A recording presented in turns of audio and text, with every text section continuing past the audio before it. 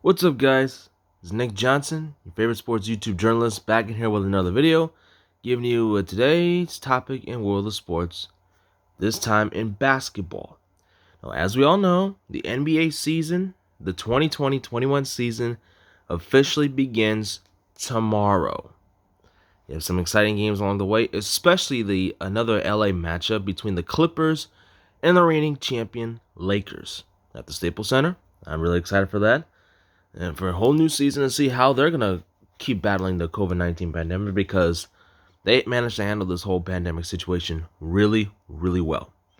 And I'm just looking forward to see how they can continue to combat this going forward. But that's not what I want to talk about, but rather I want to talk about the news that I got yesterday. I should have made a video on that, but I just didn't have the time to. Plus, it was a Sunday for me. I was too busy sleeping. So, what I want to talk about is the massive contract extension that the Utah Jazz gave their All-star center, Rudy Gobert, a 5-year supermax worth $205 million. Now, for those of you who don't know, the French native Rudy Gobert, their center, has been on the nod for has made a couple of all defensive team nods, and was a defensive player of the year at one point. And he has been their best rim protector throughout his entire career in Utah. Now, the Denver Nuggets selected him in the first round back in the 2012 or 2013 draft, but then his rights got traded away to the Utah Jazz on draft night. So, and from there, the Jazz would have their dynamic rim protector and one of the best defenders in the league right now, the best defensive big man. However, defensive masterpiece aside, the man's a liability on offense. I mean, yeah, he can dunk at the rim, alley-oop, but that's just about it. He doesn't have a jump shot.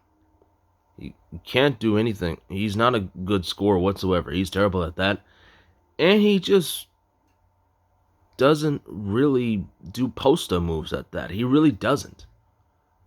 And that's the thing when it comes to guys like these.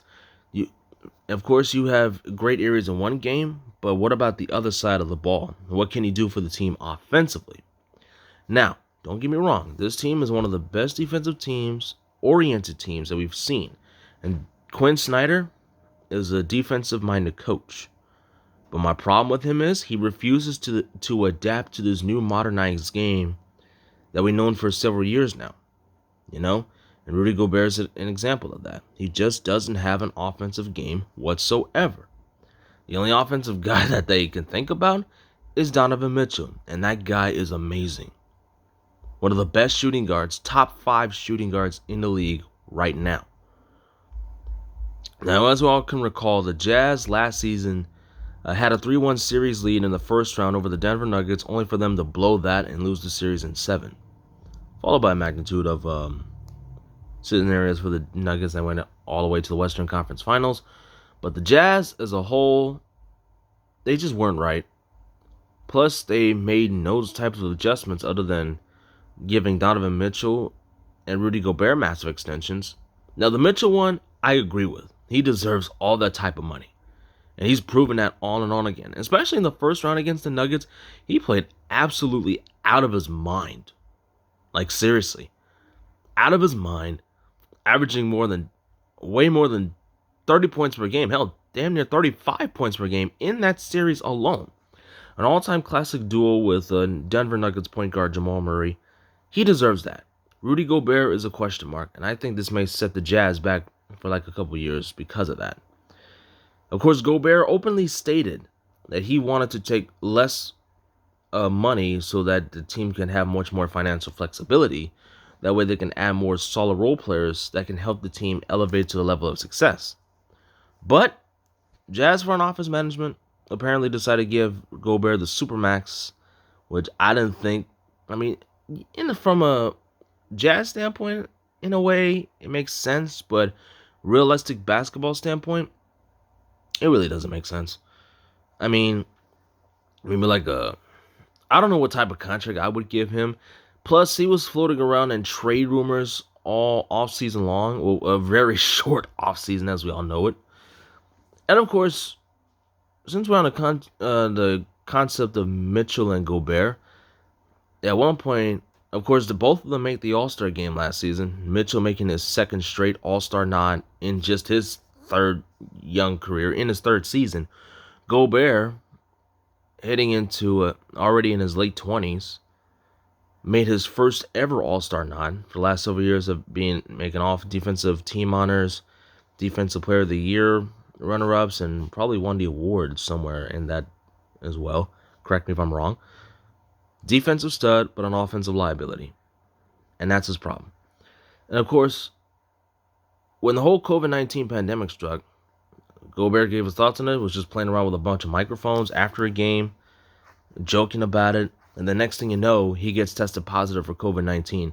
The first athlete in all the world of sports, in the entire world of sports, this is fact, to be tested positive for COVID-19, and which prompted the league to shut down the season until further notice. And other sports leagues followed suit. And of course, hence the reaction from Mark Cuban, owner of the Dallas Mavericks, when he got word on that on his phone at it was supposed to be a Mavericks game. And of course, Gobert would pass it on to some of his teammates, Donovan Mitchell included. And from there, their relationship strained. Mitchell wouldn't even talk to him and whatnot, and rightfully so. Like, how you gonna joke about something such as serious as this whole pandemic and then make an ass out of yourself for that? That's not cool. Yeah, so that's just not cool. They had a strained relationship. They were able to work it out in the summer, and then they made strides in the bubble in Orlando at Disney World. We're one game away from advancing to the second round, but then they choked it up. We all saw what happened against Denver. So, yeah. As a team, the Jazz with Gobert and Mitchell are a playoff fringe team. I mean, and they're built for their identity. The problem is that they were built poorly, and they're only stick to one scheme and game plan that they've been known for the last several years. And Coach Dan Snyder, as I said, a defensive wizard, he just refused to adapt to the modernized game that we know now. And he has no offensive adjustments whatsoever. And this team's going to get nowhere if that continues. I mean, it may change at some point if they bring in a new head coach. But right now, I just don't see them going further than what they are right now. So, I mean, don't get me wrong. Congratulations to Rudy Gobert. I'm sure he deserves that type of money, the way he's been playing for Utah throughout his entire career. I mean, the guy is still relatively young. He's in his late 20s, like I said, in his prime. But if he can just work on his offensive game overall, then he'll probably turn some heads and say, hey, maybe he does deserve that max extension at all. But right now, it's a question mark that just floats on everybody's heads right now. And only time will tell. I just don't think it's a good move at all. I think it's just basically something that basically going to set the team further back. I would trade him away to a contender that has all the pieces and tools and need in terms of the modernized game that we have now, but just need a dynamic rim protector to help solidify that. I mean, Brooklyn was mentioned in rumors, but they already have DeAndre Jordan, so what else do you need? So, other than that, I don't know any other team that would be willing to fight for his services. So, I mean, it is what it is. So, those are my thoughts on that. Make sure to hit the like and subscribe button. Make sure to hit that bell com button where you get my notifications when I'm going to upload my next video. And let me know what you think in the comment section. Do you think the Jazz did the right thing, or do you think they made a huge mistake? Like, let me know, and we'll get that down right away. Also, if I have time, I'm supposed to be creating a playlist where I have like recent NBA talk, and more importantly, I'm gonna do this like for other sports topics I'm gonna be talking about. So, in another video, I'm gonna be talking football because I haven't made a football video in a while. So, stay tuned for that. And with that being said, that's all I have to say. So, let me know what you think in the comment section. And with that being said, I'm Nick Johnson, your favorite sports YouTube journalist, and I'm out. Peace.